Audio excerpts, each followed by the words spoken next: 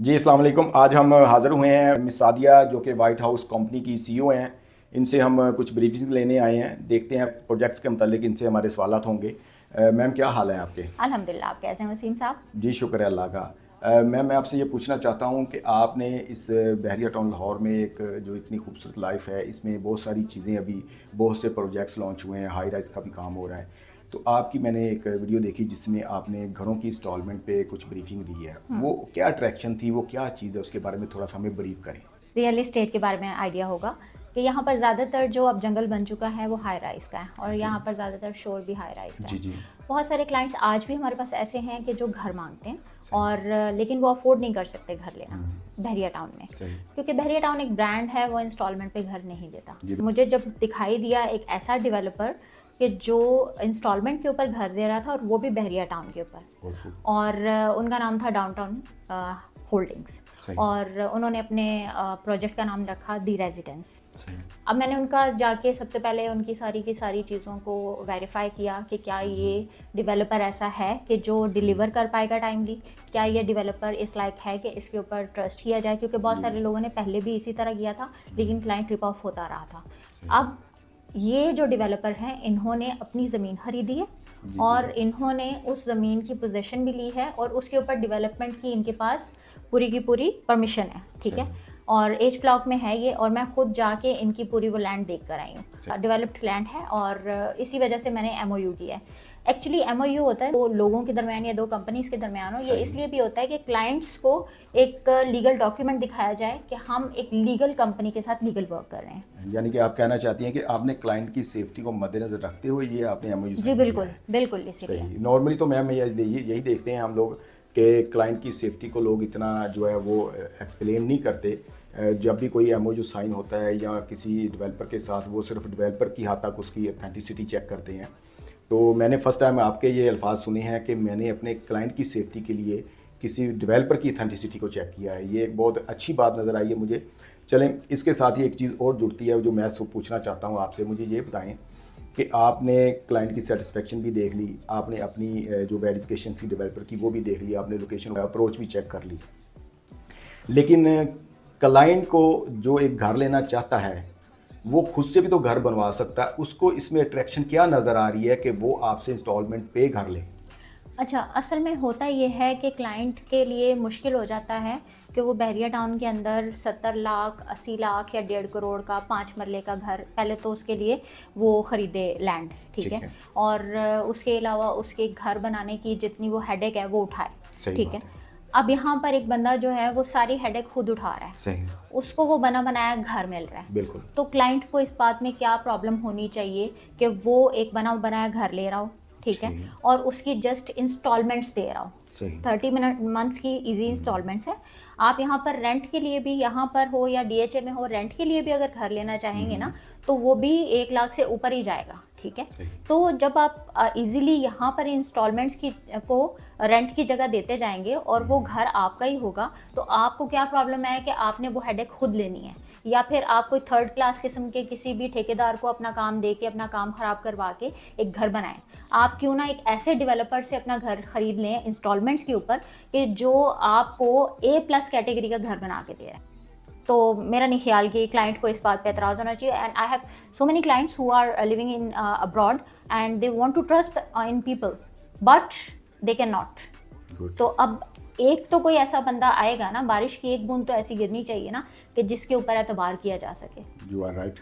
बात ठीक है, आपने सही फरमाया कि एक क्लाइंट जो ओवरसीज़ है नॉर्मली, या एक जॉब करने वाला बंदा, उसके लिए ज़ाहिर है सैलरी पर्सन के लिए बड़ा मुश्किल है कि वो अपना घर खुद खड़े होकर कंस्ट्रक्ट करवा सके। आगे एक और क्वेश्चन है कि आपने 30 मंथ ईजी इंस्टॉलमेंट का लफ्ज़ बोला है इसमें।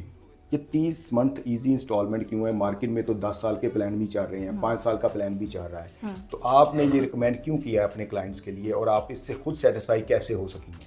देखें, आपको भी पता है कि 10 साल किसने देखे हैं, ठीक है। 10 सालों में पता नहीं चीज़ें कहाँ से कहाँ चली जाती हैं।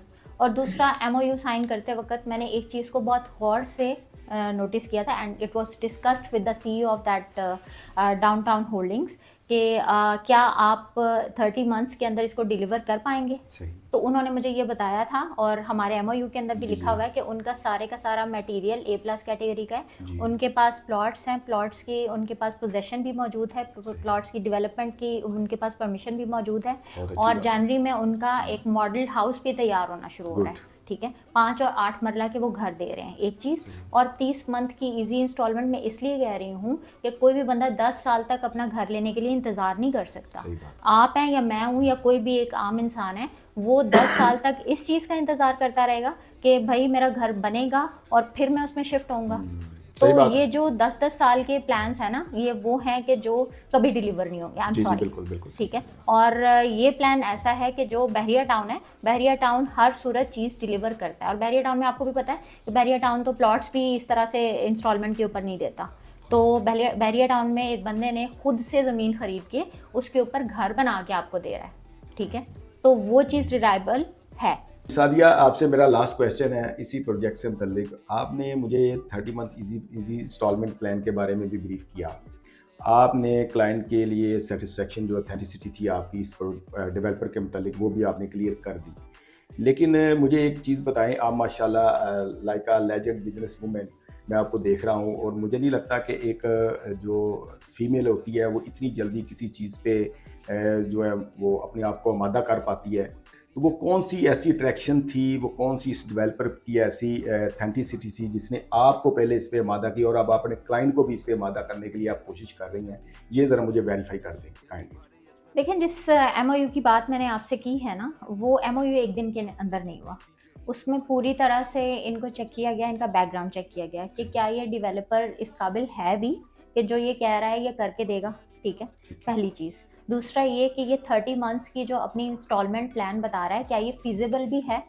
इसके अंदर मैंने इनसे डिस्कस किया तो इन्होंने मुझे बताया कि हमारे एस्केलेशन चार्जेस नहीं हैं। और उसकी एक रीज़नेबल आंसर ये बनता था कि इनके पास ऑलरेडी प्लॉट होता और इनके पास ऑलरेडी इनका मटेरियल होता, जो कि इन्होंने जिसकी डिटेल मेरे साथ शेयर की। ठीक है, कि इनके पास स्ट्रक्चर मटेरियल भी है और साथ ही साथ इनका जितना भी सारा कुछ उसके अंदर मटेरियल लगेगा घर के अंदर, वो सब के इनके पास मौजूद होंगे। मैम इंटरसेप्ट कर रहा हूँ, ये चीज़ें आपको उन्होंने रिटर्न दी हैं या जी, वर्बली बताई हैं? ये उन्होंने मुझे रिटर्न में दी है। Good. ठीक है, प्लस घरों की जो एलिवेशन है वो इतनी खूबसूरत है कि मैं खुद देख के हैरान होगी कि बहरिया ने अभी तक इस तरह की एलिवेशन नहीं पास की हैं। ठीक है, और दूसरी बात ये कि वो इंग्लिश स्टाइल और उसके अलावा क्लासिक स्टाइल में थी। और जो घरों के अंदर की जो डायमेंशंस हैं उन्होंने वो भी सारी की सारी मुझे बताई। मतलब उन्होंने कहा कि अगर कोई बंदा जाता है और वो कहता है इस चीज़ को चैलेंज करता है तो वो हमारे मॉडल विला या मॉडल हाउस को वो जाके नाप के चेक कर सकता है। ठीक है, अगर एक बंदा इतना फेयर हो रहा है तो इट मीन्स कि वो कुछ ना कुछ डिलीवर करना चाह रहा है, पहली चीज़। दूसरी चीज़, 1% दुबई की तरह ये 1% चार्ज कर रहे हैं मंथली। ठीक है, अच्छा, मुझे ये 1% मंथली लाइक दुबई वाला, ये इनका डायलॉग, ये क्या सही है जी ये या बिल्कुल सिर्फ सही है। बोलने की हद तक था? जी ये बिल्कुल सही है।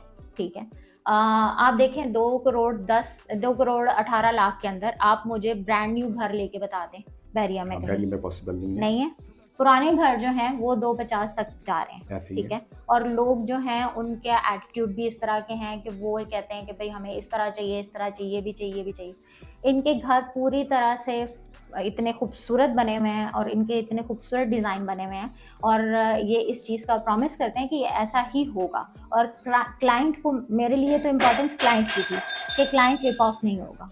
ठीक है, क्योंकि मेरे लिए क्लाइंट से क्लाइंट चेन बननी है। सही। ठीक है, और मेरे बहुत सारे ऐसे पुराने क्लाइंट्स हैं कि जो पहले किसी और के हाथों लुट चुके हैं और अब वो आके चाह रहे हैं कि उनको कोई ऑथेंटिक चीज़ दी जाए। तो मैंने उनको पहले ही कहा था कि आपकी मेरी डील ही तब होगी जब आप ये प्रॉमिस करेंगे कि आप टाइमली इस चीज़ को डिलीवर करेंगे। तो उन्होंने मुझे सारी डिटेल्स रिटर्न में दिखाई। अच्छा, यानी कि ये वादे ज़बानी कलामी नहीं हुए, आपके ये रिटर्न में टर्म्स एंड कंडीशंस आप जो बता रही हैं और आपके जो आपने डॉक्यूमेंटेशन क्लियर किया है, एमओयू साइन किया है, वो आपने बाय रिटर्न उनसे टाइमलाइन भी ली है इसकी, बिल्कुल, टर्म्स एंड कंडीशंस भी ली हैं और साथ में आपने इंटीरियर मटेरियल की लिस्ट भी उनसे ली है। बिल्कुल, और साथ ही साथ एक और एडिशन क्या है, एडिशन ये है कि वो प्लॉट नंबर्स भी दे रहे हैं। मतलब फॉर एग्जांपल आप अगर अपना घर लेने जा रहे हैं या अपना घर उनके साथ बुक करवा रहे हैं, फॉर एग्जांपल अगर आप कहते हैं कि मुझे 14 नंबर प्लॉट पसंद आया है आप ये जाके ऑप्शन भी पसंद मौजूद करते है। हैं। यस, ठीक है। ये तो हैरानकुन और ऑप्शन है। जी बिल्कुल, अब जिसके पास प्लॉट होगा वही दे सकेगा ना, ठीक है। जिनके पास प्लॉट नहीं होते वो कहते हैं आपको कोई भी दे देंगे, ठीक है। तो बाकी सोसाइटीज में आप जो कह रहे हैं ना, उनका कंपैरिजन बहरिया के साथ आप कर ही नहीं सकते। चेरी आए ऑन द सच्ची केक, कुड़े दसा तेरे नखरे दा तोड़ दी वाश के बनाया सानू लाई कादी डोर बिल्लियां ते हसा तेरा कुड़े मार जांदा रे सानू दस जांदा गल लंबी चलू होर ओ गब्बरू नु बिल्लो केड़े टक्करां च पाया मैं सच्ची तेनू समा लागे रब ने बनाया निकादा सानू इश्क ते अपने तुलाया ओ नैना नाल सूली ते गाड़े को ਆਪਾਂ ਗੱਲਾਂ ਗੱਲਾਂ ਚ ਸ਼ੁਰੂ ਕਰ ਬੈਠੇ ਪ੍ਰੇਮ ਕਹਾਣੀ ਤੂੰ ਆਖੇ ਮੈਨੂੰ ਰਾਜੇ ਮੈਂ ਆਖਾਂ ਤੈਨੂੰ ਰਾਣੀ ਕਿਵੇਂ ਸੁਣਾਵਾ ਮੈਂ ਤੈਨੂੰ ਮੇਰੀ ਬੀਤੀ ਕਹਾਣੀ ਓਏ ਦਰਦ ਮੈਨੂੰ ਅੱਖਾਂ ਵਿੱਚੋਂ ਤੇਰੇ ਵਸੇ ਪਾਣੀ ਜਵਾਨੀ ਚ ਪਰਦੇਸ ਚ ਮੈਂ ਆਕੇ ਚੱਕੇ ਫੱਟੇ ਪਰਦੇਸ ਚ ਮੈਂ ਦਿਨ ਗਿਨ ਕੱਟੇ ਮੈਂ ਛੱਡ ਦੂੰਗਾ ਬੰਗ ਪੀ ਤੇਰੇ ਵਾਸਤੇ ਕੋਈ ਜਦੋਂ ਛੱਡੇ ਤੂੰ ਮੈਨੂੰ ਬੰਗ ਮੇਰਾ ਸਾਥ ਦੇ लगती है सी जो मारी गोरी है सच्ची है तो दिसदे सी मारी गोरी है ओ सकती ते जुल्म मारा बड़े खेड़दी मैं पूरा नहीं तू कह रे बेजारी गोरी है लगती ने अख सी जो मारी गोरी है